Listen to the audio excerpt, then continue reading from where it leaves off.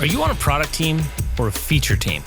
After you listen to our interview with Marty Cagan, legendary product management guru, author, and partner at Silicon Valley Product Group, you'll know just where you stand and how to become a product team leader if you aren't already one. We also discuss why product management is misunderstood, the dual-track Agile process, discovery sprints, and the 4 types of prototypes that Marty has classified, including user, feasibility, live data, and hybrid prototypes. Get ready to turn your feature team into a product team with some help from Marty Cagan. Thanks for listening.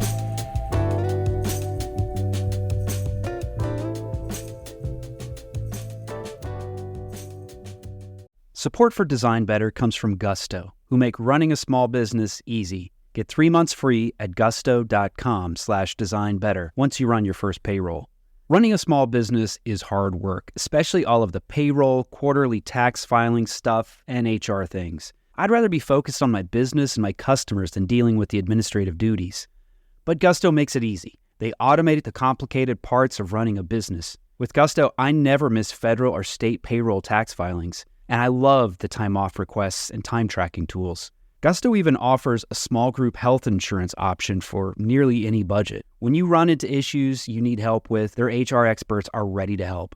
It's a very well-designed product, easy to use, and great emotional design that will put a smile on your face. Design Better listeners get 3 months free once they run their first payroll. Just go to gusto.com/designbetter. That's gusto.com/designbetter. I've worked with lots of search firms, both as a leader searching for new talent for my teams, and as an individual exploring new steps in my career. But I trust none more than Wirt & Company. Since 1995, Wirt & Company has been the design community's most trusted search firm, co-founded by a designer and led by a CEO who has in-house operational startup experience.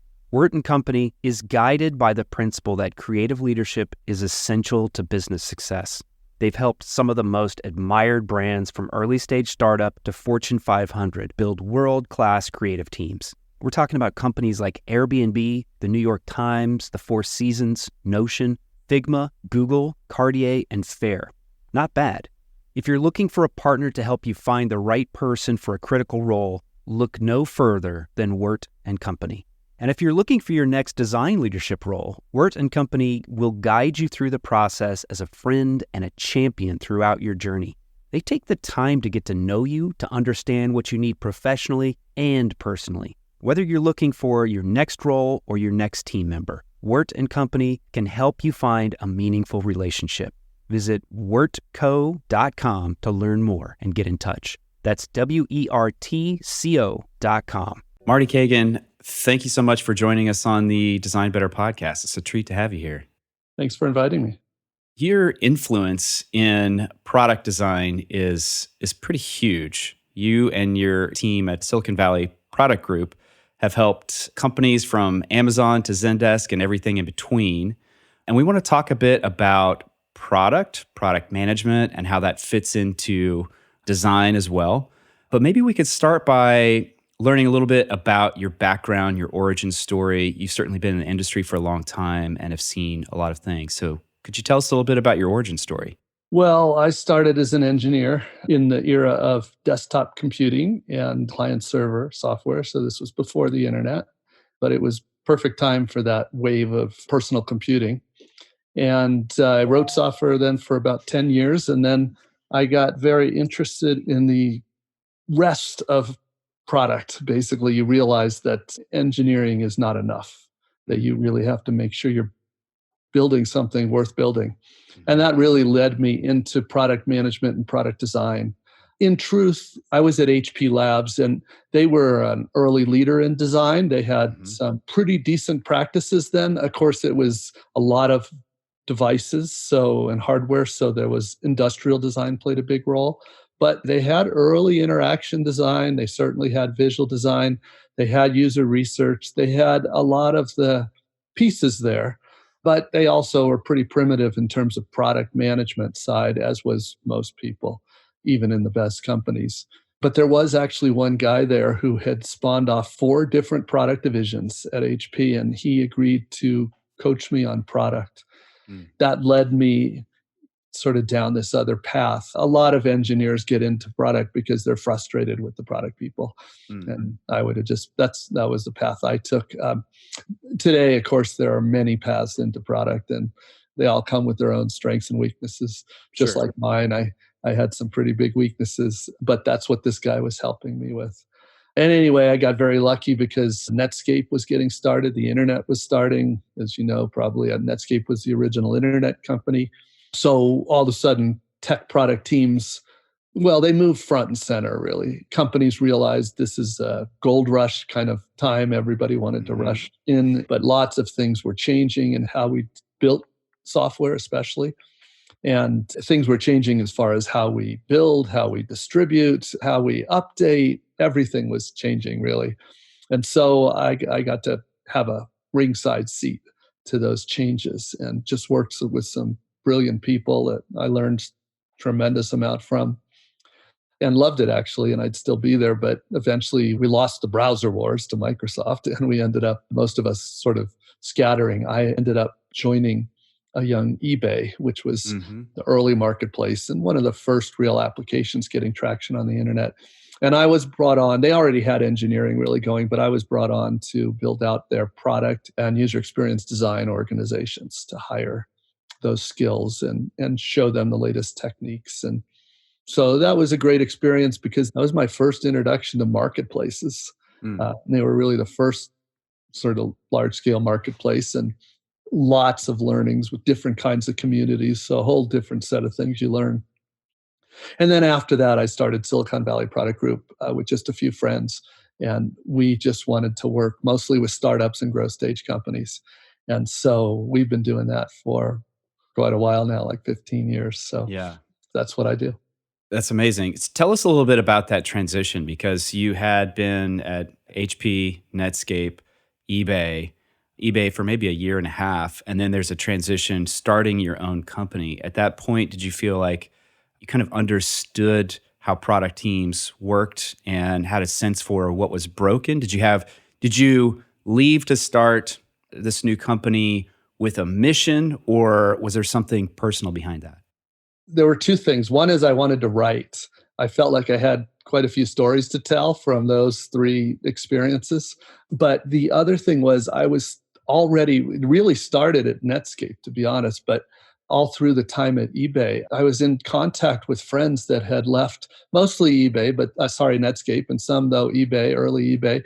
And they went to other companies like Google and Amazon.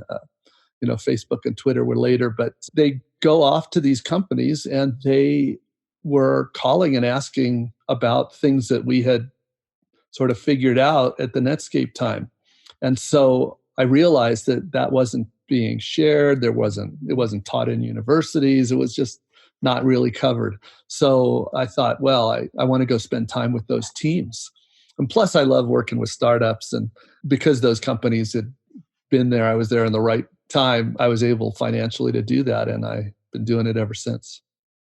So Marty, maybe you could tell us a little bit about the definition of a product manager, because I think there's a fair bit of confusion around it. I know certainly my students in the product design program often end up as product managers at some point in their career, but coming out of undergrad, they don't really have a concept for what it is. So maybe you could talk about what is it and what are some of the common confusions around it.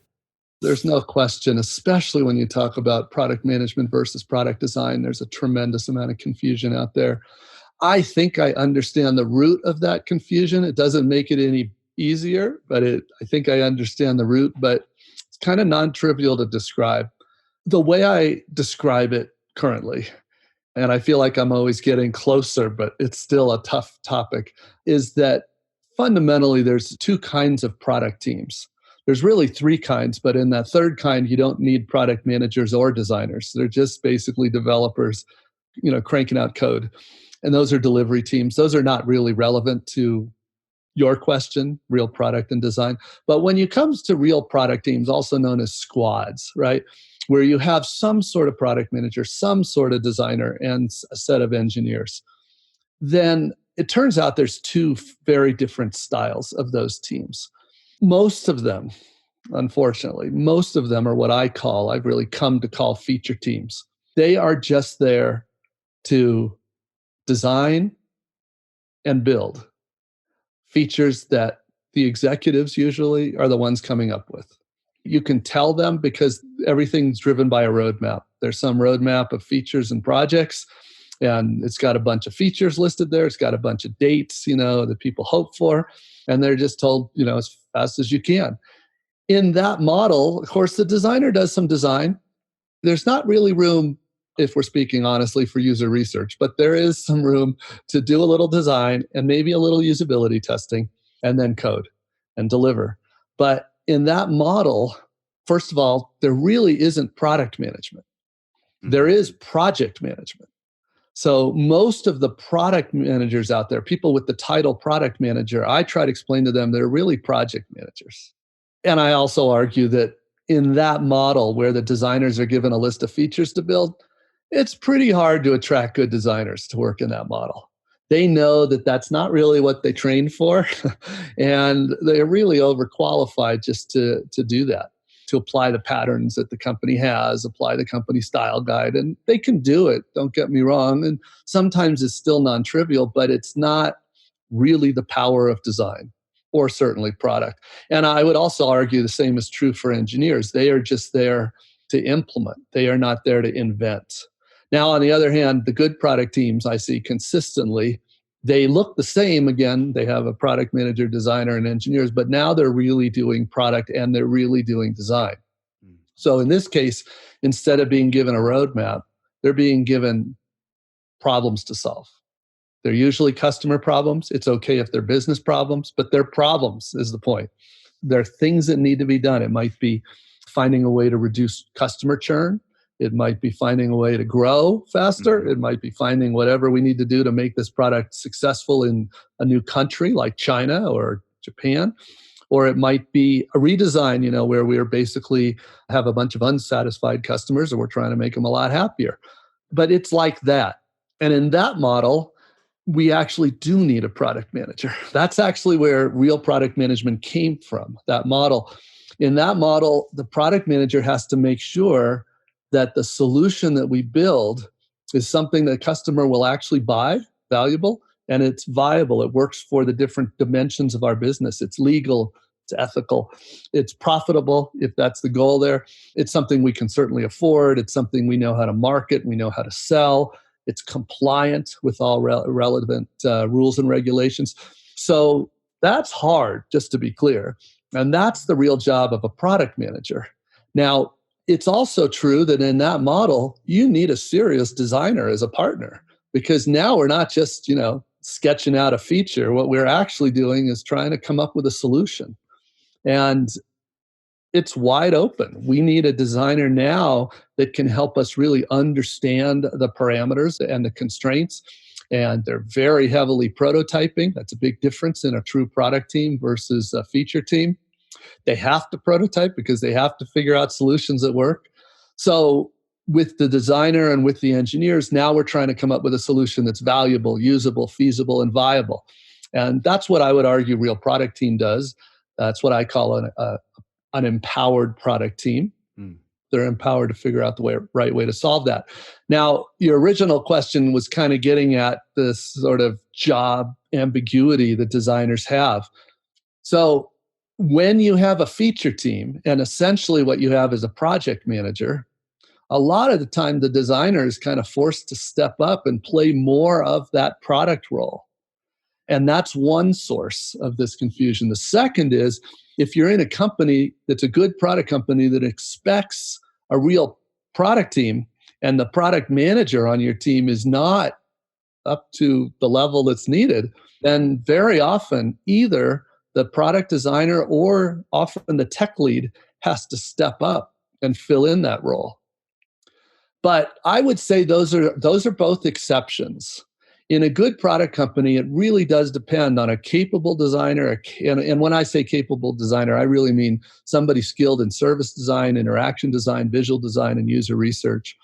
Strong engineers that are not just there to implement, but also there to invent, to discover. And a capable product manager, competent product manager, which is a whole other discussion. It's Yeah, it's a very hard job in and of itself. In order to come up with something that's valuable and viable, you really have to have a deep understanding of your customers and how they make purchase decisions. You have to have a very deep understanding of the data that's generated. You have to have a very deep understanding of how your business works, all the different stakeholders and what they're concerned about, what the constraints are, what the business constraints are. And you have to have a good understanding of the industry you're trying to compete in. What's the competitive landscape? What are the major trends? So that's a lot of work. I try to point out to people that if you are a real empowered product team, it is very rare to find a designer that can cover the design and the product management. That's like two massive Too jobs. much. Yeah. So it really does take those skill sets. And don't get me wrong, it's not impossible. I even could name a few people that are true unicorns that do the whole thing. But I will tell you, they work nonstop. It's just brutal amount of hours. There is some synergy, obviously, if you can be responsible for more than one of those, but it's just a lot of efforts. Marty, I'm curious, when you go into companies and you see a situation where it's a feature team and it's a team that's not empowered the way that they need to be, and that's impacting innovation, it's impacting process, it's impacting ship times, all kinds of different Morale. Yeah, morale, all kinds of things. What's step one to shift that from a feature team model to the model above that, where it's an empowered team? And of course, that's the real question. And that's what companies, they don't know it at the time, but this is what they really mean when they have a digital transformation initiative. And most of those initiatives go nowhere fast because they don't really understand that this is actually what they need to do. And this is much harder than just giving people different titles and checking a box. So what we need is really two things. Step one to your question is you need the product team, the product manager and designer and the engineers to step up. They are stepping into a much bigger job. Now, in my experience, most of them, this was the job they actually thought they were going to get when they joined the company. So it's not like it's a big surprise. They're more like, finally, we can do what we were trained to do. But there are some people that are just attracted to the title and have no idea what they were signing up for. So they do have to step up. For product managers, that requires basically moving from a product owner to a product manager, which is a big change in responsibilities. For a designer, it usually means in practice, upgrading from somebody who basically knows graphic design in many cases to somebody who actually knows product design and is trained in different fields of design, especially, like I said, service design, interaction design. And it often means they have to play a different role instead of just drawing wireframes or even more comps. They are now having to prototype solutions and see what parts of those solutions work and what don't, and then iterate. So now they're playing a much more creator role than just a production design kind of role. So it's a big change for the designers too. The vast majority of designers I know absolutely would never go back. I mean, just speaking practically here, product designer gets paid a lot more than a graphic designer. So as career-wise, this is a much better move for them. But it's hard, and they may need training, they may need mentoring, coaching in order to do that. But we need these designers. Then they're truly the partner of the product manager if they're on an empowered product team. In engineering, they have to step up too, but because unlike design and product where there's just one on a team each, for engineers, there's somewhere between 2 and 10 engineers. So it's much more common that we have a range of 1 or 2 senior and the rest more junior. That's fine as long as we have at least one senior engineer that can step up into the tech lead role. So that's the first thing, is the team has to step up. Once they've stepped up, the second thing is we have to get the leaders to give this team a chance to do what they can do. So, which really boils down to trusting that team. Now, they don't have to give it a blank the team a blank check, but they have to give the team a chance. In my experience, most of the time, the executive team is more than happy to give the team a chance. They're not really ready to give the whole organization, give them the green light, but they are willing to try this out. In fact, most of them are hungry to try this out. They know that the way they were working in feature teams is not the way Amazon and Google and Netflix and stuff are working. So they know they need to change that, but they don't necessarily know how. And if I tell them, well, you can do an experiment, it's not that hard. You've got these two teams over here that are dying to try it out. Let them try it just for a quarter. And if they don't do significantly better than what you felt you were doing before, you can always just go back to the way you were doing it. Sure. But if it does go well, you kind of know the formula. Yeah. And does anything need to change in terms of like framing a vision for the team so they can have that agency to calibrate against some common vision? Or is it really just to reframe the directives to that team from do this feature to solve this problem? You're right that there's more to the equation. It's if you're just doing an experiment with a couple teams, it's not that hard for the managers to provide them the context that's needed. But at scale, we need to make sure that the teams have that context, which is normally a combination of the product vision, right? Where we're going in the next 3 to 5 years, product strategy, product principles, product objectives. Those are what the leaders need to do. And there's actually a technique that's very popular for this. This is what OKRs are for. There's objectives at the organizational level, and then the leaders provide objectives for the teams. That's where the problems to solve come from. Those are the objectives. So leaders still have a real job to do. In fact, I would argue it's more important that they do their job in a empowered team model, because in a feature team, they're basically just command and control. And it's easier for them to just tell a team what to do. Support for Design Better comes from Gusto, who make running a small business easy. Get 3 months free at gusto.com/designbetter once you run your first payroll.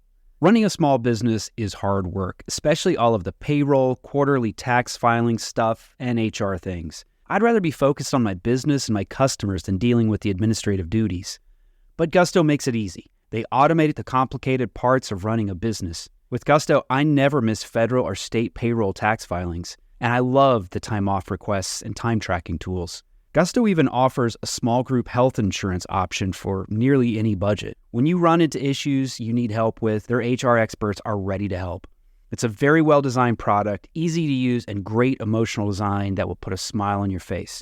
Design Better listeners get 3 months free once they run their first payroll. Just go to gusto.com/designbetter. That's gusto.com/designbetter. Support for Design Better comes from Factor, America's #1 ready-to-eat meal delivery. Design Better listeners can save 50% on their order at factormeals.com/designbetter50. Use the code designbetter50. You know what happens at my house when things get really busy? In the evenings, we turn to takeout, which can be expensive and it's not very good for our health. Lately, we're making a better choice at crunch time. We turn to Factor for chef-created, dietitian-approved meals that are ready to eat in just 2 minutes. We like the flexibility of Factor too. You can change your order up every week with plans from 4 to 18 meals per week, or you can pause or reschedule your deliveries at any time. The meals are so tasty. My wife and I are huge fans. And I like their smoothies too, which I find are perfect for a quick, healthy breakfast. Factor can help you eat well and feel good while focusing on your career and your family. Head to factormeals.com/designbetter50 and use the code designbetter50 to get 50% off your order. That's code designbetter50 at factormeals.com/designbetter50 to get half off your order. Support for Design Better comes from Uplift Desk, who help you work better and live healthier. Eli and I log a lot of hours at our desks, which can be detrimental to one's health if you're not paying attention to ergonomics. Uplift Desk offer high-quality, well-designed desks, chairs, and accessories to help you build an ergonomic workspace for home or work. Eli recently got a standing desk, and I got a human-scale Freedom chair. I've been dreaming about this chair for a long time, and I finally got one. I've already noticed a big change in my posture with this chair, and my body thanks me for it. Eli is logging a lot more hours standing than sitting these days, and he can make quick transitions with the flip of a switch. We love Uplift Desk, and we know that you will too. Design Better listeners can get a special deal by visiting upliftdesk.com and use the code DesignBetter at checkout for 5% off your order. You'll get free shipping, free returns, and an industry-leading 15-year warranty. Go to upliftdesk.com, use code DesignBetter, and get 5% off. Design a better workspace with Uplift Desk. So Marty, this probably kind of feeds into the next question, which is, we talked to a lot of teams that are in an Agile environment, and they often complain that they don't have the time needed to do the discovery work that they need to do. And you have this concept of dual track Agile. So maybe you could talk a little bit about that and how it factors into these types of product teams. Yeah, it's not my concept, by the way. I just, and it goes by lots of names. I just call it discovery and delivery. Lots of companies call it different things. But the point is, and again, just to be clear, if you're a feature team, this is a non-issue. In a feature team, you're not doing any discovery by any name. All you're doing is designing and building. Discovery actually means we're figuring out a solution that works. And that also will mean that most of the ideas we try don't actually work. And we learn that before we build it. The point is just a conceptual one, that are you figuring out what works before you actually ask your engineers to build it, QA it, and deploy it? And if you are, that's what this dual track is referring to, or just, I like actually Airbnb calls it build things that don't scale before you build things that do scale.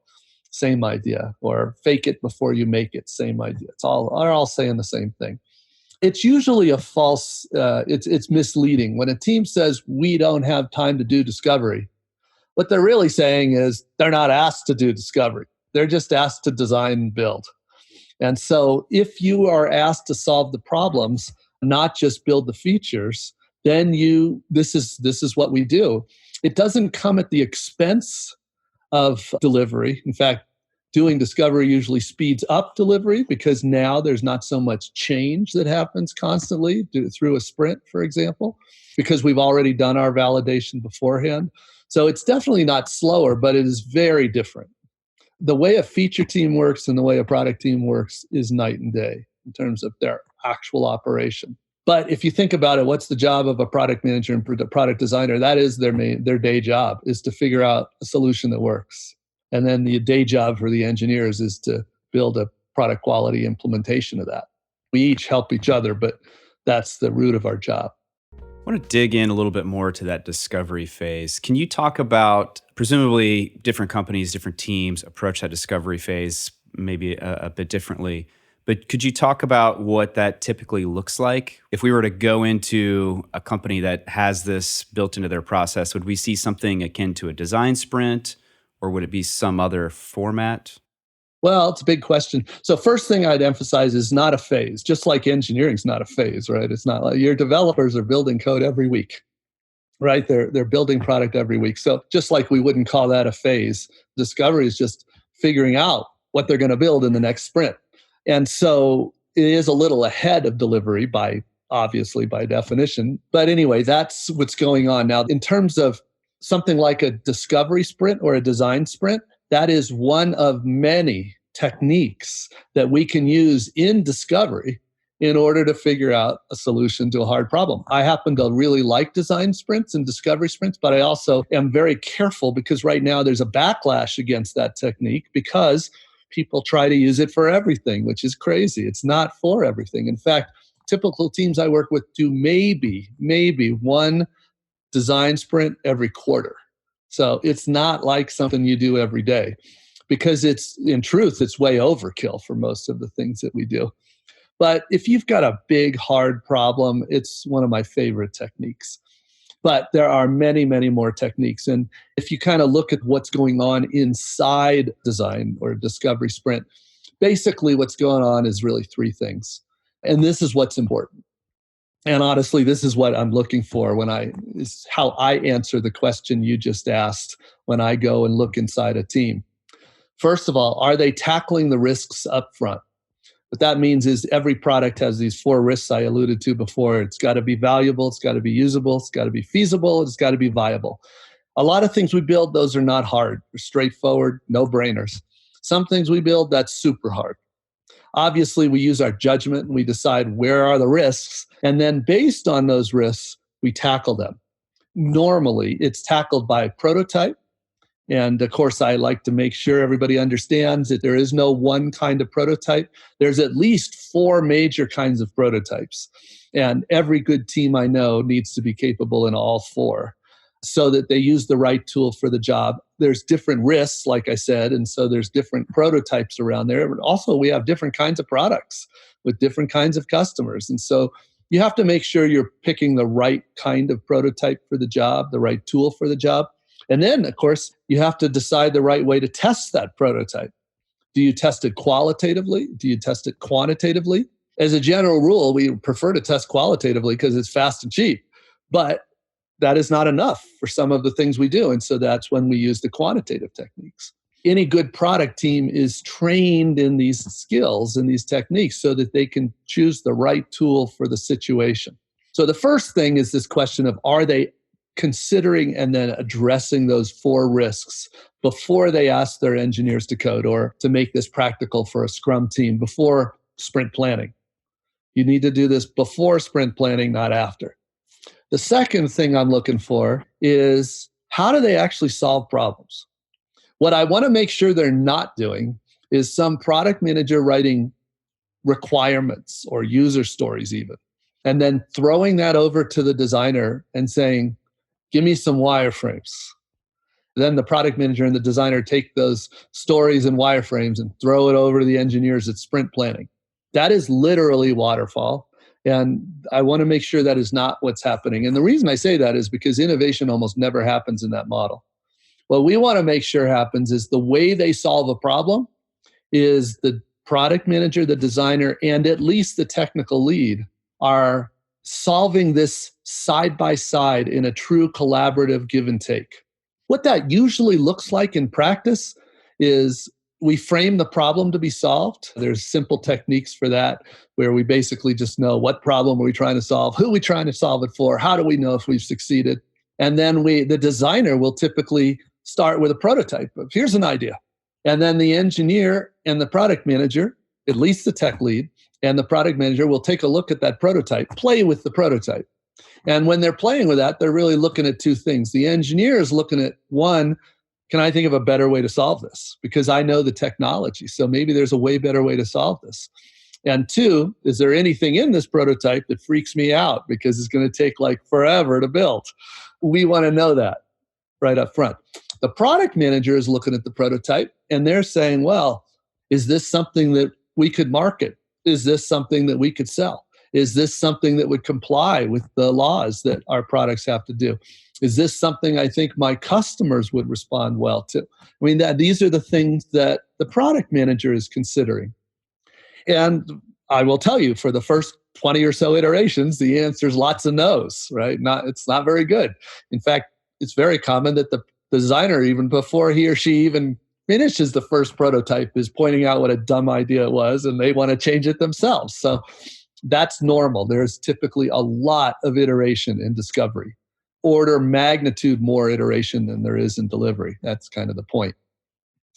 So anyway, they iterate until they say, the 3 of them feel like, what, this is pretty decent. We think people will buy it or choose to use it. We think they can use it. We think we can build it. And we think it can be supported by the business. And then they actually go and build it. Now, if the risk is high enough, they do more than that, right? They also validate it with customers. They validate it with stakeholders. We're getting more into the depths of discovery. But the third thing I'm looking for is, what is success? What is done for this effort? In a product team, what's done is that they've actually solved the problem.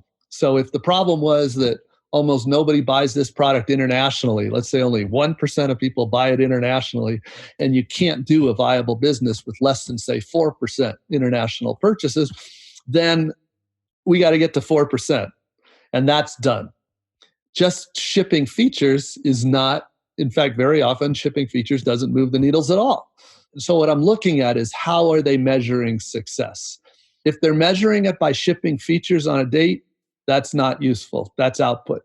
If they're measuring it by business results, that's what I'm looking for.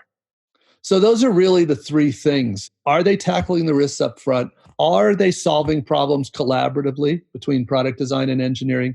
And are they holding themselves accountable to actual business success rather than launching features?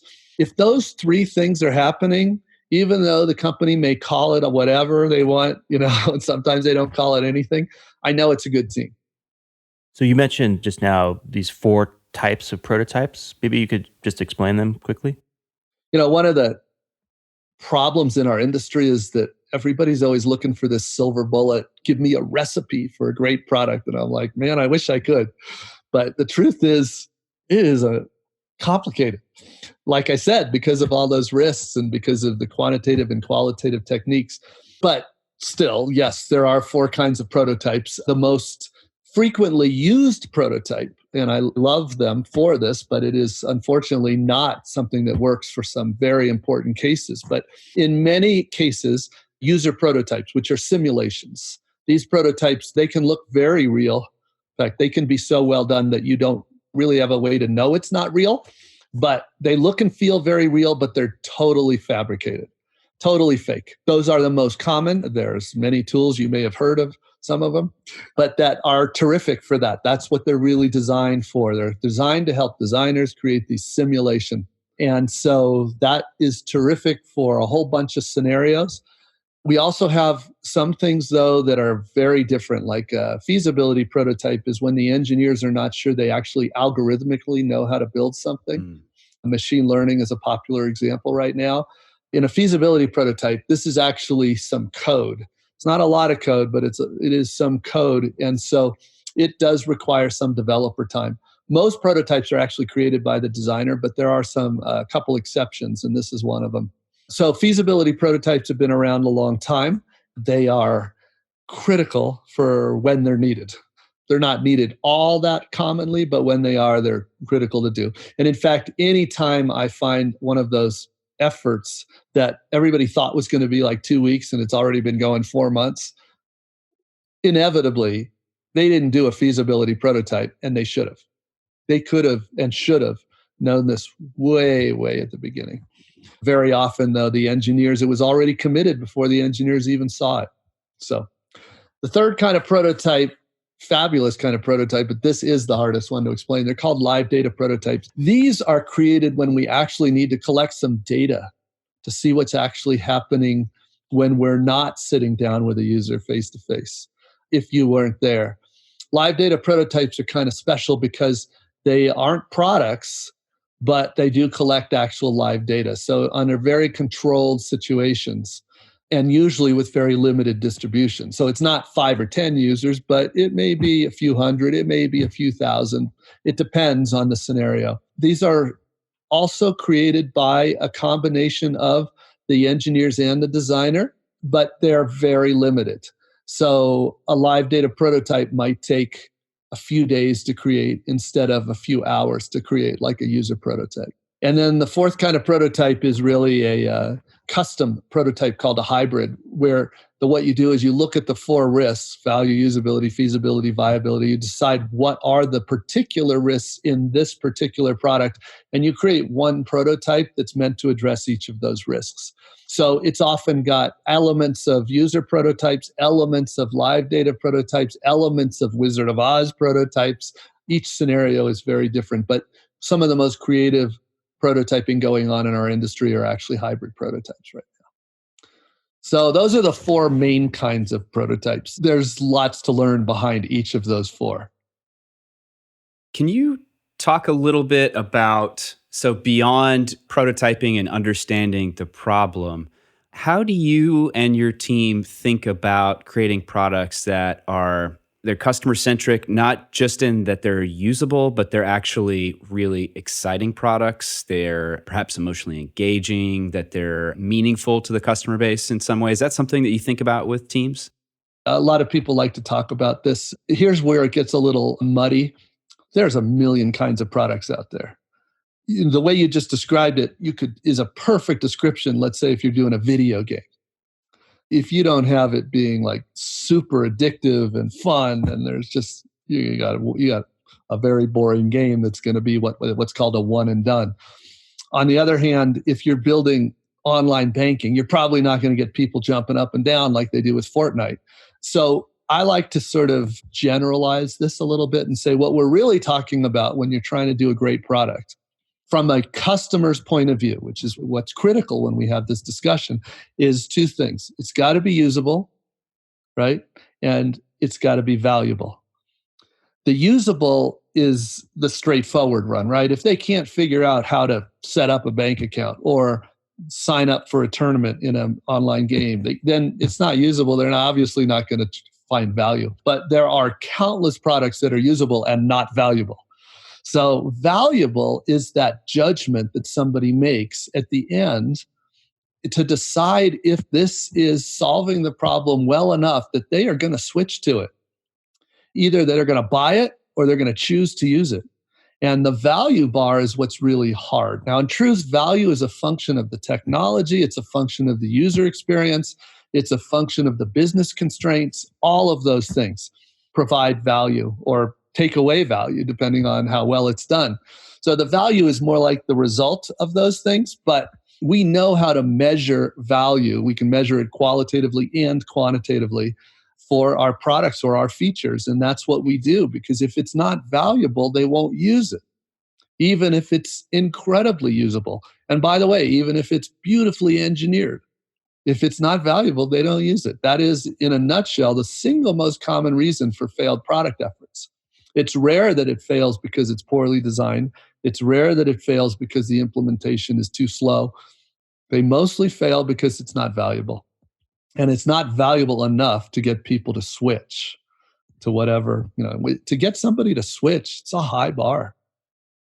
Marty, you wrote an article recently about coaching customer centricity, and you talk about keeping the term customer almost sacred. Why is that important? Remember we were talking about feature teams before?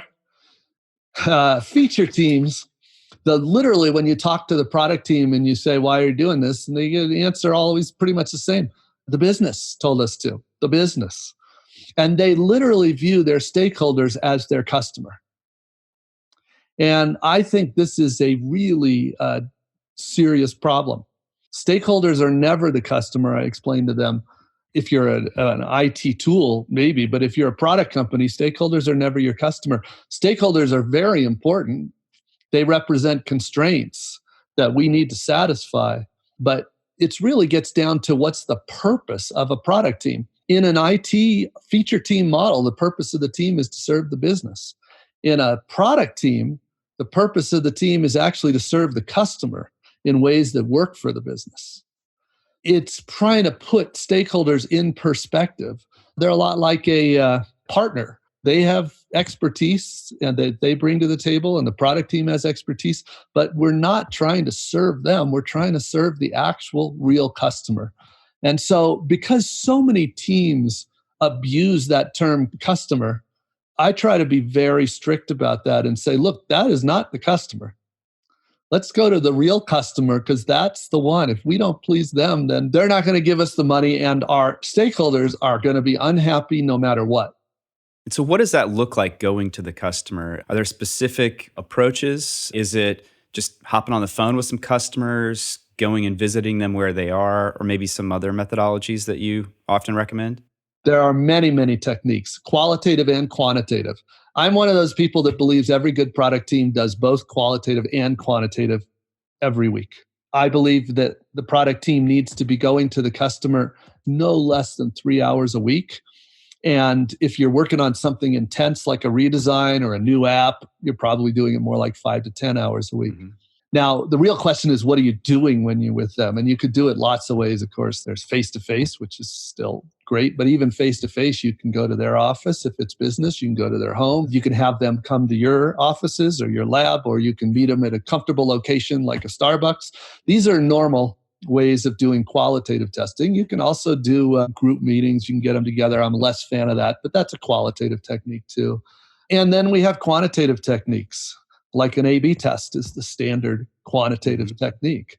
which is definitely testing with our customers. That is what it is. And it's got huge advantage over qualitative, but it's also got a huge disadvantage over qualitative. The quantitative techniques tell us what's happening, but there's really no way for them to tell us why. Yeah. So the qualitative can tell us why, but don't let it fool you. It can't tell you if you've really have solved the problem yet. We need to test that quantitatively. So we need both. And there are many, many techniques, many of them out there. The main thing I try to tell people is don't do focus groups. Focus groups are more damage than good. And be super careful with surveys. Unless you really know what you're doing, stay away from surveys too. You'll do much better to go out one-on-one, sit down with people, bring a prototype, and do what we call a user test, which has got a usability test and a value test. You mentioned your book, which was that Inspired that you were referring to? Maybe you could talk a little bit about that book, which came out roughly 10 years or so ago. So the first edition of Inspired came out 12 years ago. The second edition came out pretty soon. It'll be 2 years.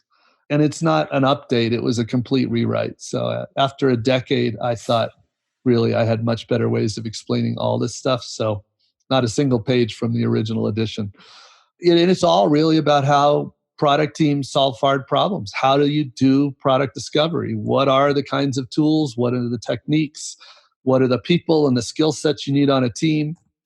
Because that's really what I find the most basic thing teams aren't doing is knowing these skills. It's not taught, obviously, a typical product owner that's gone to a certified Scrum product owner class. They have no idea about any of this stuff. They just know that their job is an administrative one. They have to prioritize a backlog for the team. So this really tells them, how do you come up with a backlog? How do you come up with something worth building? In all of the teams that you visited, is there a common pattern that you see where design leaders or product designers kind of struggle to collaborate well with product and engineering, or something that a recommendation that you often make to designers to help them be better partners to engineering and product? At the high level, I would say most of the time, the problem is not design, it's at product management. That is the problem most of the time. And the product design is sort of dealing with the consequences of not having a skilled or trained product manager. This is by far the most common. Now it gets to whether are you a feature team or a product team. If you're a feature team, there really isn't product, like I said. And so the product designer does what they can. It's mostly, okay, we need a feature. Let's do a wireframe. Let's do a comp. Let's put it on the backlog. Let's build it. It's more straightforward. It's not necessarily what I think nearly the power of what designers are. They're often in that model, the designer's frustrated because they're not able to, they're really, like I said, if you do user research, you're rarely using what you learned. And if you do test things, you're rarely able to actually fix those things. So it's a hard job to be a designer on a feature team. On a product team, the best designers I know, they're all on product teams, real product teams. And they're amazing people, some of the most talented people I know. And maybe this is the way to put it. Once you get a real product designer that's had a chance to work with a real product manager, they'll never go back. They know what they're supposed to have in a partner. And then when they end up, let's say over next year or two, they move to a different company and now they don't have one of those product managers, then they are struggling. They either go to management and say they really want a real product manager, or some of them are like, well, I'm going to have to step up and do more of that myself. And I've seen it, but it's rough. It's not necessarily a scalable solution to it. So I think all the noise out there about overlap between product management and product design is just a very clear sign of people not understanding what product management is. In fairness, there are also a lot of, all right, I don't want to overplay this, but some of the confusion is actually caused by leaders in the design community because they don't actually know what product management is in many cases. Some cases that really surprise me that they don't know, they've never seen it. And what that means is that you'll often get product designers saying, look, all we have to do is take care of our customers. And we know how to do this. So get out of our way if you're not helping with that. And of course, anybody that's done product at a real company knows that while we wish that was all we had to do is make our customers happy, sorry, it's way harder than that. In fact, I think the hardest part is not making your customers happy. The hardest part is finding a solution that does make your customers happy, but also works for your business. And most of these design leaders or designers, they do not know how the company's business really works. They don't know how the company makes money. They don't know what the key KPIs are that drive this business. They don't know the intricacies and the limitations of the sales and marketing or the go-to-market path. They don't know about the financial considerations. Now, of course, they shouldn't have to either. That's what the product manager is supposed to know. But if you don't have one of those product managers and the designer doesn't realize that that needs to be covered, well, I'll tell you where I usually hear about this problem from the CEO. They're like, we have this team and they keep wanting to ship stuff that is completely non-viable. And in fact, if we did it, we'd probably go out of business if we weren't sued first, kind of thing. So they get frustrated by those non-business savvy designers. So again, I don't want to be too hard. The designers aren't supposed to have to know all those. The product manager is, just like the product manager is not supposed to be skilled in interaction design and service design. It's nice if they know, but it's pretty rare.